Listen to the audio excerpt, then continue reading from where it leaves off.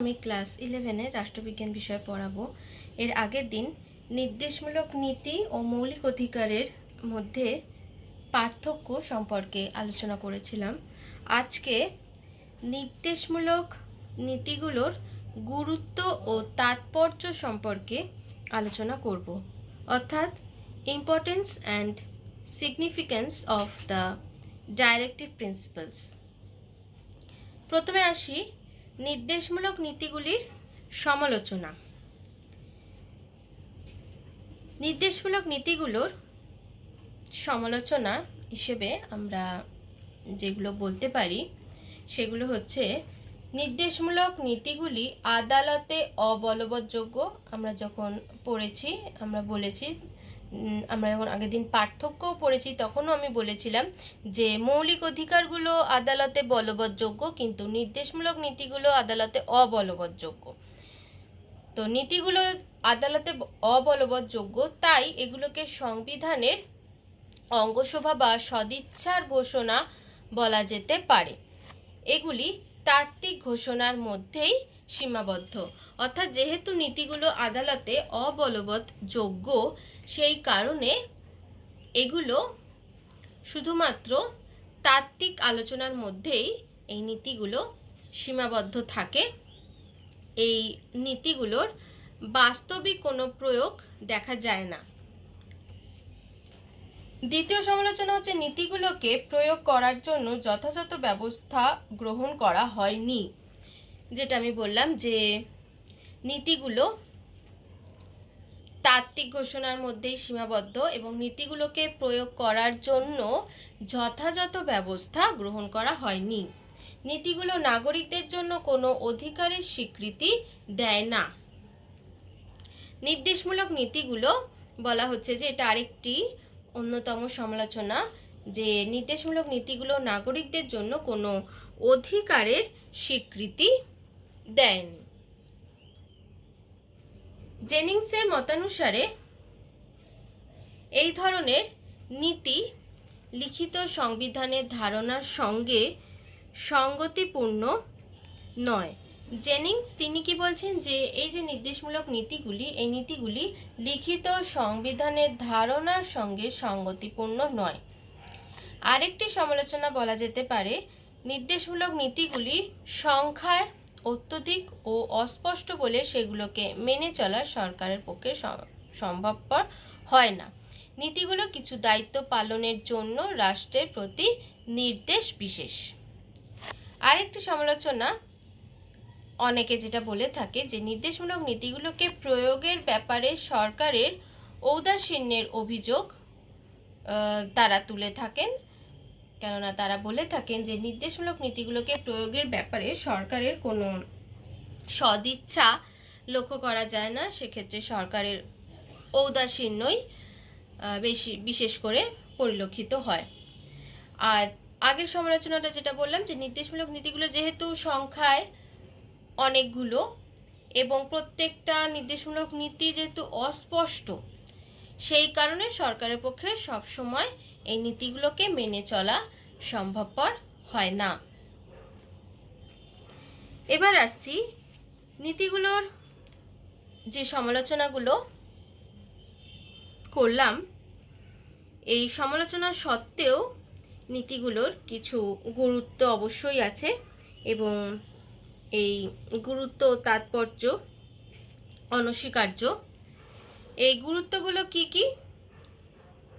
গুরুত্বগুলো হচ্ছে, সংবিধান রচনার প্রাক্কালে সমকালীন ভারতের সামগ্রিক পরিস্থিতি পর্যালোচনা করলে নির্দেশমূলক নীতিগুলির সঠিক গুরুত্ব ও তাৎপর্য সম্পর্কে অবহিত হওয়া যাবে। অর্থাৎ কি বললাম, যে সংবিধান রচনার প্রাক্কালে সমকালীন ভারতের যে পরিস্থিতি, সেই পরিস্থিতি পর্যালোচনা করলে নির্দেশমূলক নীতিগুলির সঠিক গুরুত্ব ও তাৎপর্য সম্পর্কে অবহিত হওয়া যাবে। সংবিধানের 3য় অধ্যায় নাগরিকদের অর্থনৈতিক অধিকারের কোনো উল্লেখ নেই। অর্থাৎ 3য় অধ্যায় মানে মৌলিক অধিকারের যে চ্যাপ্টার, সেখানে অর্থনৈতিক অধিকারের কোনো উল্লেখ নেই।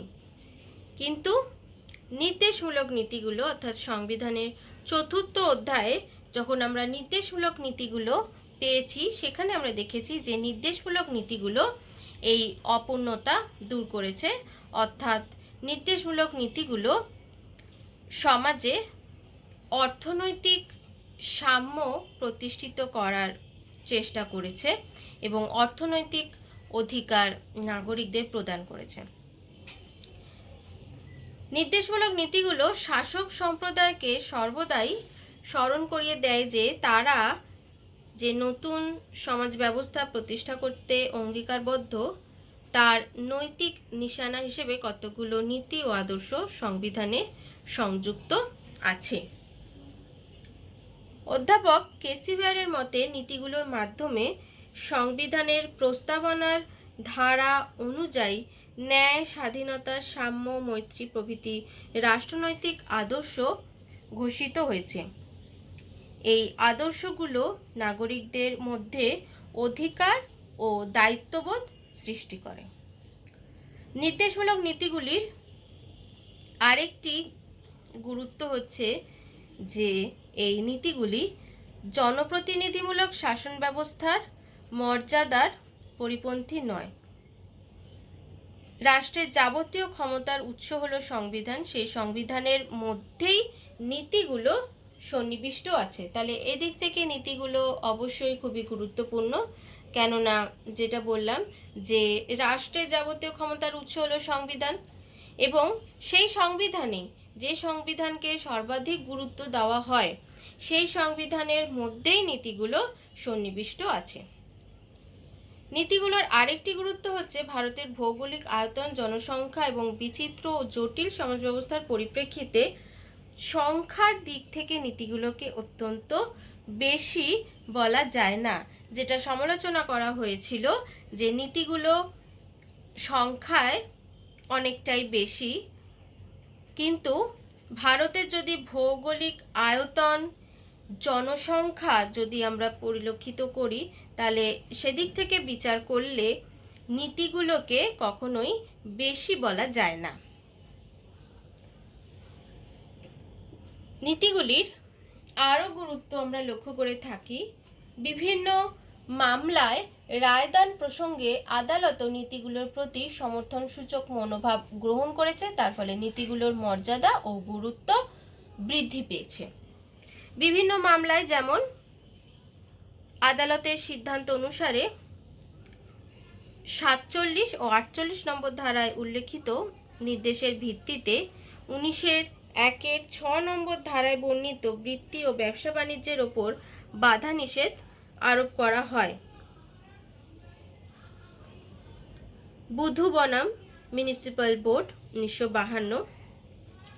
এরপরে বিচারপতি সপ্রুর মতে যুক্তিসঙ্গত বাধা নিষেধ আলোচনার সময় নির্দেশমূলক নীতি হিসেবে উল্লিখিত 38 ও 39 নম্বর ধারার বিষয় বিবেচনা করা দরকার। এই মামলাটা হয়েছিল 1954 সালে রামেশ্বর প্রসাদ বনাম জেলা ম্যাজিস্ট্রেট মামলা।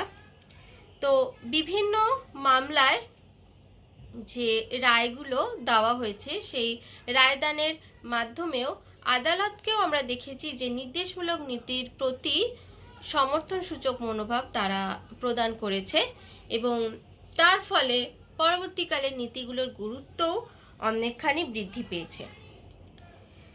নির্দেশমূলক নীতিগুলির তাৎপর্য অনুধাবনের জন্য নীতিগুলোর প্রতি সরকারের দৃষ্টিভঙ্গি পর্যালোচনা করা প্রয়োজন। অর্থাৎ নীতিগুলোর গুরুত্ব কতখানি সেটা পর্যালোচনা করার জন্য নীতিগুলোর প্রতি সরকারের কি দৃষ্টিভঙ্গি সেটা পর্যালোচনা করা প্রয়োজন। সরকারের কি দৃষ্টিভঙ্গি? নীতিগুলো দেশের শাসন বিষয়ে মৌলিক নীতি হিসেবে ঘোষিত হয়েছে। গণতান্ত্রিক রাষ্ট্রে যে দলীয় সরকার শাসনকার্য পরিচালনা করে তারা জনমতের ভয় এবং পরবর্তী নির্বাচনে পরাজয়ের আশঙ্কায় নীতিগুলোকে একেবারে উপেক্ষা করতে পারে না। আবারও বলছি, নীতিগুলোকে সরকার তারা দেখা যায় যে জনমতের ভয়ে এবং পরবর্তী নির্বাচনে পরাজয়ের আশঙ্কায় তারা নীতিগুলোকে একেবারেই উপেক্ষা করতে পারে না। নির্দেশমূলক নীতিগুলোকে একটি সরকারের দক্ষতা ও সাফল্য পরিমাপের মাপকাঠি হিসেবে গণ্য করা হয়। নীতিগুলোকে কার্যকর করা বা না করার উপর একটি সরকারের সাফল্য বা ব্যর্থতা নির্ভরশীল। অর্থাৎ একটি সরকার ক্ষমতায় আসার পর কতগুলো নীতিকে কার্যকর করছে তার উপরে, নীতিগুলোকে কিভাবে গুরুত্ব দিচ্ছে তার উপরেই একটা সরকারের সাফল্য অনেকখানি নির্ভরশীল। নীতিগুলোর সঙ্গে সাধারণ মানুষের স্বার্থ ওতপ্রোতভাবে জড়িত। নীতিগুলোর সফল রূপায়ণ ছাড়া জনগণের কল্যাণ সাধন কখনোই সম্ভব নয়। সুতরাং জনকল্যাণের জন্যই নীতিগুলোকে মান্য না করে সরকারের কোনো উপায় থাকে না। আবারও বলছি, যেহেতু নীতিগুলো জনগণের কল্যাণ সাধন করে থাকে আর নীতিগুলোর রূপায়ণ করা ছাড়া জনকল্যাণ কখনোই হতে পারে না, সেই কারণে জনকল্যাণের জন্যই নীতিগুলোকে মান্য অবশ্যই করতে হয় সরকারকে। মান্য না করে সরকারের আর অন্য কোনো উপায় থাকে না। তাহলে এদিক থেকেও যেহেতু সরকার নীতিগুলোকে অমান্য করতে পারে না, সেই কারণে নীতিগুলোর গুরুত্ব অনেকাংশেই বৃদ্ধি পায়। নীতিগুলোর গুরুত্ব সম্পর্কে কেন্দ্র ও রাজ্য সরকারগুলো যে অবহিত তার বহু প্রমাণই আছে। অর্থাৎ আমি তো বললামই যে সরকার এই নীতিগুলোকে কখনোই উপেক্ষা করতে পারে না এবং নীতিগুলোর গুরুত্ব সম্পর্কে কেন্দ্রীয় সরকারই হোক বা রাজ্য সরকারই হোক, তারা এই নীতিগুলো সম্পর্কে তারা অবগত। তারা যে অবগত তার অনেকগুলো প্রমাণই পাওয়া যায়। কেননা দেখা গেছে যে সরকার বিভিন্ন আইনের মাধ্যমে বিভিন্ন সময় বিভিন্ন নীতিকে, যে সমস্ত নির্দেশমূলক নীতিগুলোর উল্লেখ আমরা পেয়ে থাকি সংবিধানে, বিভিন্ন নীতি, সেই সমস্ত নীতিগুলোকে বাস্তবে রূপায়িত করেছেন।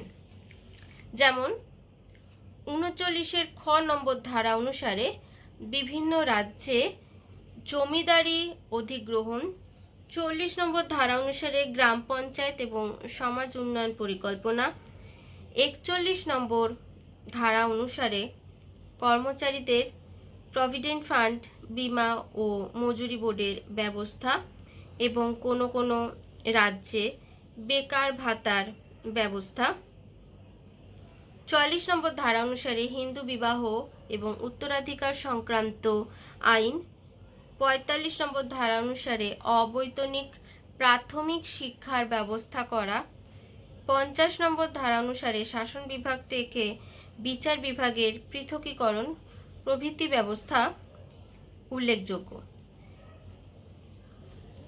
তাছাড়া শিল্প পরিচালনায় শ্রমিকদের অংশগ্রহণের ব্যবস্থা এবং দরিদ্রদের জন্য আইনগত সাহায্যের ব্যবস্থাও উল্লেখযোগ্য। বিভিন্ন সময়ে বিভিন্ন সমাজ সংস্কারমূলক এবং প্রশাসনিক ক্ষেত্রে সংস্কারমূলক সরকারি কর্মসূচি সরকার গ্রহণ করেছে। বিভিন্ন ধরনের সংস্কারমূলক কর্মসূচি সরকার গ্রহণ করেছে, যেগুলো নীতি হিসেবে আমরা নির্দেশমূলক নীতিতে দেখে থাকি। সেই নীতিগুলোই পরবর্তীকালে সেই বিভিন্ন সংস্কারমূলক কর্মসূচি সরকার নিয়েছে, যার ফলে নীতিগুলোর তাৎপর্য পরবর্তীকালে অনেকটাই বৃদ্ধি পেয়েছে। নির্দেশমূলক নীতির মাধ্যমে আন্তর্জাতিক শান্তি ও নিরাপত্তা এবং বিশ্ব মানবিকতার নীতি ব্যক্ত হয়েছে। চতুর্থ অধ্যায়ের ৫১ ধারায় উল্লেখিত নির্দেশমূলক নীতির মাধ্যমে আন্তর্জাতিকতাবাদ ও বিশ্ব ভ্রাতৃত্বের মহান আদর্শ প্রকাশ পেয়েছে। তাহলে এদিক থেকে দেখতে গেলেও নির্দেশমূলক নীতির গুরুত্ব অনেকখানি বৃদ্ধি পেয়েছে, যেহেতু নির্দেশমূলক নীতির মাধ্যমে আন্তর্জাতিক শান্তি ও নিরাপত্তা এবং বিশ্ব মানবিকতার নীতি যেহেতু ব্যক্ত হয়েছে। কেননা ভারতীয় সংবিধানের ৪র্থ অধ্যায় অর্থাৎ নির্দেশমূলক নীতি যে অধ্যায় আছে সেখানে ৫১ নম্বর ধারায় নির্দেশমূলক নীতির মাধ্যমেই আন্তর্জাতিকতাবাদ ও বিশ্ব ভ্রাতৃত্বের মহান আদর্শ প্রকাশ পেয়েছে এবং ভারত এই আন্তর্জাতিক শান্তি ও নিরাপত্তার উপর অত্যধিক গুরুত্ব আরোপ করে থাকে। এবং যেটা বললামই যে যেহেতু এই নির্দেশমূলক নীতির মাধ্যমেই আন্তর্জাতিক শান্তি ও নিরাপত্তা এবং বিশ্ব মানবিকতার নীতি ব্যক্ত হয়েছে, সেই কারণেই নির্দেশমূলক নীতির সেটার গুরুত্ব অনেকখানি বৃদ্ধি পেয়েছে। আইনগত সমর্থনের অভাবের জন্য নীতিগুলো এখনও যে দুর্বল তা অস্বীকার করা যায় না, কিন্তু নীতিগুলোর রাজনৈতিক গুরুত্ব অপরিসীম। এই নীতিগুলো ভারতে সামাজিক বিপ্লবের উদ্দেশ্য সাধনের পরিপূরক এবং প্রগতিশীলতার প্রতীক। ভারতের মতো উন্নয়নশীল দেশের ক্ষেত্রে নীতিগুলো প্রগতির পথে অবশ্যই নিশানা স্বরূপ এবং গ্রামীণ অর্থনৈতিক উন্নয়নের উদ্দেশ্যে সরকার এই সমস্ত নির্দেশমূলক নীতিগুলোকে সবসময়ই অনুসরণ করেছে। কৃষি, কুটির শিল্প, ভূমি সংস্কার প্রত্যেকটা ক্ষেত্রেই উন্নয়নের জন্য সরকার এই নির্দেশমূলক নীতিগুলোকে গ্রহণ করেছে। নির্দেশমূলক নীতির যে দেখানো পথ সেই পথই সরকার অবলম্বন করেছে। তাহলে সেদিক থেকে দেখতে গেলেও নির্দেশমূলক নীতির গুরুত্ব কিন্তু অনেকটাই। আর সংবিধানের ৩৯ নম্বর ধারার অন্তর্ভুক্ত অর্থনৈতিক সংস্কার ও উন্নয়ন সম্পর্কিত এই নির্দেশমূলক নীতিকে বাস্তবে রূপায়িত করার জন্য মৌলিক অধিকারের বাধাকে পর্যন্ত অপসারিত করে একাধিকবার সংবিধান সংশোধন করা হয়েছে। যেমন সংবিধানের প্রথম, চতুর্থ, সপ্তদশ, ২৫তম এবং ৪২তম সংশোধনী আইন উল্লেখযোগ্য। এগুলোর মাধ্যমে নীতিগুলোর রূপায়ণের ব্যাপারে সরকারের আন্তরিকতা প্রমাণিত হয়েছে, যার ফলে দেখা গেছে যে নির্দেশমূলক নীতির গুরুত্ব অনেকটাই বৃদ্ধি পেয়েছে। সবশেষে যেটা বলা যায়, পণ্ডিত জওহরলাল নেহরুর মতানুসারে নির্দেশমূলক নীতি মৌলিক অধিকার অপেক্ষা গুরুত্বপূর্ণ। আগের দিন যখন নির্দেশমূলক নীতি ও মৌলিক অধিকারের মধ্যে পার্থক্য আলোচনা করছিলাম, প্রত্যেকটা ক্ষেত্রেই দেখছিলাম যে মৌলিক অধিকারগুলোকেই বেশি প্রাধান্য দেওয়া হয়েছে, কিন্তু পণ্ডিত জওহরলাল নেহরুর মত অনুযায়ী যদি আমরা তার মত লক্ষ্য করি তাহলে তিনি বলেছেন যে নির্দেশমূলক নীতি মৌলিক অধিকার অপেক্ষা অনেকটাই গুরুত্বপূর্ণ। মৌলিক অধিকার ও নির্দেশমূলক নীতির মধ্যে বিভিন্ন ধরনের তারতম্য আছে, তা সত্ত্বেও বলা যায় উভয়ের অনুপূরক। মৌলিক অধিকারকে বাদ দিয়ে রাজনীতিক গণতন্ত্র এবং নীতিগুলোকে বাদ দিয়ে সামাজিক ও অর্থনৈতিক গণতন্ত্র প্রতিষ্ঠিত হতে পারে না। তাহলে সমাজে যদি রাজনৈতিক, অর্থনৈতিক এবং সামাজিক গণতন্ত্র প্রতিষ্ঠিত করতে হয়, তাহলে একদিকে মৌলিক অধিকারকেও আমাদের গুরুত্ব দিতে হবে, তার সাথে সাথে নির্দেশমূলক নীতিগুলোকেও গুরুত্ব দিতে হবে। কেননা মৌলিক অধিকারগুলো শুধুমাত্রই রাজনৈতিক গণতন্ত্রকেই প্রতিষ্ঠিত করতে পারে। আগের দিনও আমি বলেছিলাম যে মৌলিক অধিকার রাজনৈতিক গণতন্ত্র প্রতিষ্ঠিত করার উদ্দেশ্যেই বিভিন্ন ধরনের অধিকার নাগরিকদের প্রদান করেছে, কিন্তু নির্দেশমূলক নীতিতে আমরা দেখেছি যে সামাজিক ও অর্থনৈতিক গণতন্ত্র প্রতিষ্ঠিত করার উদ্দেশ্যে এই নির্দেশমূলক নীতিগুলোকে প্রতিষ্ঠিত করা হয়েছে। নির্দেশমূলক নীতিতে বিভিন্ন ধরনের নির্দেশ প্রদান করা হয়েছে যাতে সমাজে সামাজিক ও অর্থনৈতিক গণতন্ত্র প্রতিষ্ঠিত হতে পারে, অর্থনৈতিক সাম্য যাতে প্রতিষ্ঠিত হতে পারে।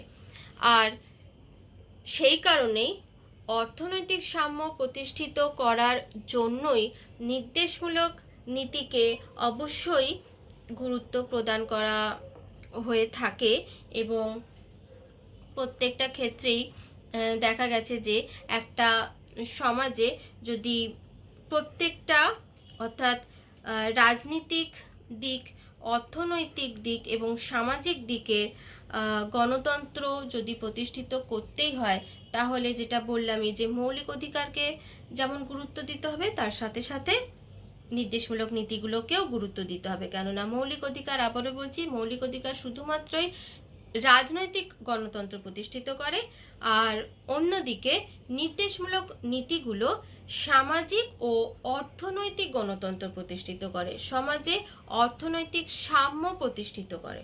সেই কারণেই নির্দেশমূলক নীতিগুলো খুবই গুরুত্বপূর্ণ।